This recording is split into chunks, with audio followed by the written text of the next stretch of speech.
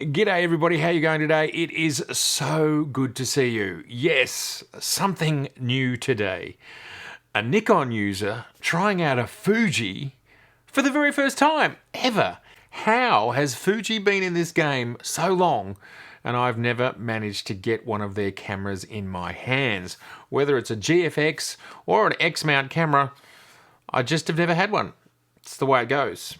And seeing as this is my first time ever, and seeing as I love good stuff, well, I thought I'd start, just down the bottom there at this little beauty right here. This is the Fuji X-H2S. This is their flagship camera in the APS-C line. Now, I'm super excited about taking myself and you on the journey through understanding what does Fuji give us? Where do they fit in the market? How do they make life better? What are the pros and cons? I've been working with this camera just for a couple of days and I'm super excited about it. I think it's got a lot going on for it. So let's find out how a Nikon user reacts to Fuji. And I am starting with this humble little lens here. Please, Fuji users, Omar, that includes you. Anybody who uses a Fujifilm camera, please do let me know in the comments below what glass, what starter glass would you get me going with? What prime? What's the best, say, 50mm? And how do you find, say, the Viltrox lenses, third-party lenses, the new Sigma lenses? They all look really exciting.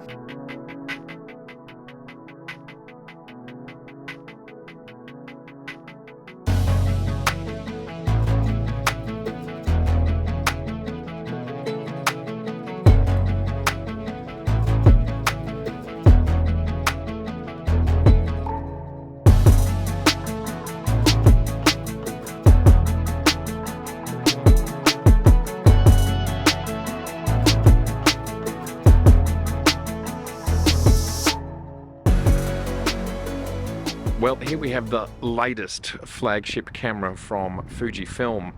I'm very excited to have been able to get hold of one. I'd like to thank DigiDirect for giving me a great price. Thank you very much for that. This is an exciting camera. It's a flagship. It's very fast. It's very highly spec'd. It has 6.2K and we can shoot in ProRes, all sorts of variants of ProRes 422. Right now I'm shooting in ProRes Lite, just because it takes up so much space, these codecs. And now I'm handheld on the 18 to 55 f2 to f4, I think it is f2.8 to f4 lens. And there's some pretty powerful in-body stabilization and stabilization modes. Because I'm new to this camera, I am still working so much out, so I'm not even sure if I'm doing that correctly yet. Now, it shoots 26.1 megapixel files and it shoots them at up to 40 frames per second when shooting without a shutter. I think we're up to 15 frames per second when we are shooting with a shutter. So for lots of people, 26 megapixels is going to be absolutely more than enough. It's a lot to get your world going. And 6.2K in RAW. Now we're recording this with the on-camera mics. There's almost no wind here at all, so I'll be really interested to see what that sounds like. Again, I'm so new to this camera that a lot of the settings that I'm used to just simply aren't set at this point in time. Like, I can't get auto exposure working on my face for some reason, so we're just going to go with the exposure we've got here. There is a lot to like about this camera, and this mount has been around, as we know, for 10 years. There's just recently been the 10-year celebration. And what that means is, being around for 10 years means we've got a lot of glass. There is a lot of third-party glass, there's a lot of native glass, there's been so many X-mount cameras that have come out. And this year, Sigma has also announced lenses for the X-mount. That will certainly show their excitement about what they think this mount will do, where they think this mount is going, and the fact that it's worth making lenses for the mount. Obviously, Fuji are letting them do that. I do believe it's a cooperative relationship. There's a lot of glass. This is an extraordinarily powerful camera, and we do believe that within the next 6 months or less, we will see the X-H2S, which will be a higher megapixel but still APS-C camera. That's the thing, this is an APS-C camera. But golly gosh, they've absolutely thrown the kitchen sink at this camera, squeezing, absolutely maximizing everything you can out of an APS-C sensor, making it stacked, BSI, so we've got the high speed readout.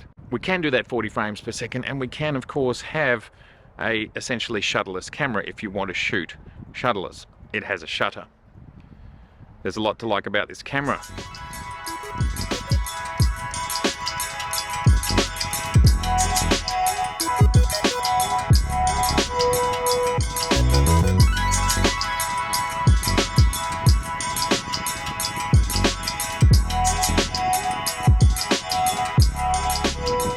One of my favorite things about this camera is this thing right here. This is the tally light for when you're doing video. So we can go off and we can go back on, and this is easy to see even in bright sunlight. So that's fantastic. And obviously for some users, the flip out screen is essential. So for general content creators, vloggers, I suppose this is an all-purpose screen. I still continue, I don't care which brand it is. I've played with almost all of them. They still scare me as to how fragile this type of screen is. Definitely not as tough as the other type of flip out screens. As I talked about down at the beach, you've got pretty high-end video specs, being able to shoot ProRes codecs, a whole bunch of them, 422s, we've got logs, we've got all sorts of stuff. We've actually got 4-channel audio into here. I don't even know how you get that in there. I need to dive into the manual, or let me know in the comments below. But yes, you can get 4 channels, 4 separate channels of audio into this thing. It's exciting. 40 frames per second, 26 megapixels. It's fast. And have a look at this lovely screen that we have here on the top. That's a lovely display that's giving us a lot of information. So that's fabulous as well. Ergonomically, I mean, just some of the immediate things as a photographer that you get. This grip here, it's huge. It's a really big grip. I actually think it's a hair larger than the Z6, Z7, Z5. It's very close.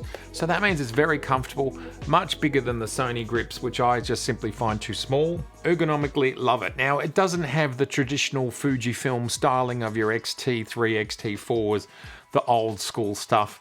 At the end of the day, that is not why I buy camera equipment. I buy it to create amazing outcomes, and the ergonomics of a camera are far more important to me than looks. I love good looks. I love the retro styling of the ZF-C and so many of the Fujifilm cameras, but I will always choose comfort, ergonomics, and longevity of being able to shoot all day long, because that's what often happens as a professional over looks. So ergonomically fantastic. Buttons, a lot of the buttons are familiar. Interestingly, these dials out of the box, they're the same as what Nikon will give us, but this button here by default is an aperture button, and this button here is the shutter button. Fortunately, you can flip them around. So it's possible to customize this to be very, very similar to a Nikon.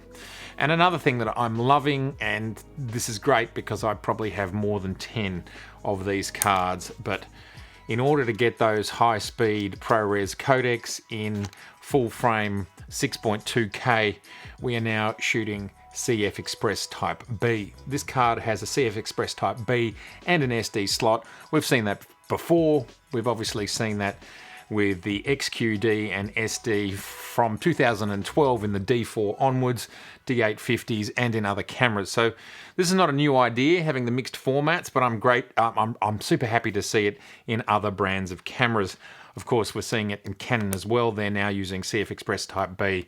Fuji are doing it because it's simply got the speed. This says to us, if they're making this sort of choice, it says to us that SD is reaching its upper limit.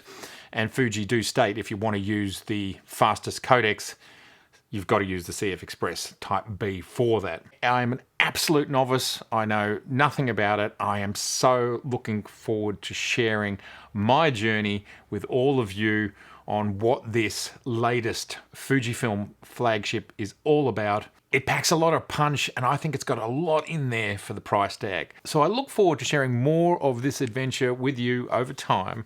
And I'd love you to let me know in the comments below, what are some of the things that you'd be interested in finding out about this camera compared to, and what can it do compared to itself, let alone compared to anything else. I've also got some really interesting thoughts about what this camera, now that I've used it and played with it and understand what APS-C is really capable of in a package like this, I really do have some pretty strong thoughts about where I think Nikon will go in this space. More to come on that. All right, well, it's been absolutely fantastic to see you here. Please do leave any questions below. If this is your first time here, I would love to see you again, so please do subscribe, please share, and please like. And remember, look after yourselves, get out there and take some photographs, whatever type of photograph that is. All right, I'm going to see you very soon.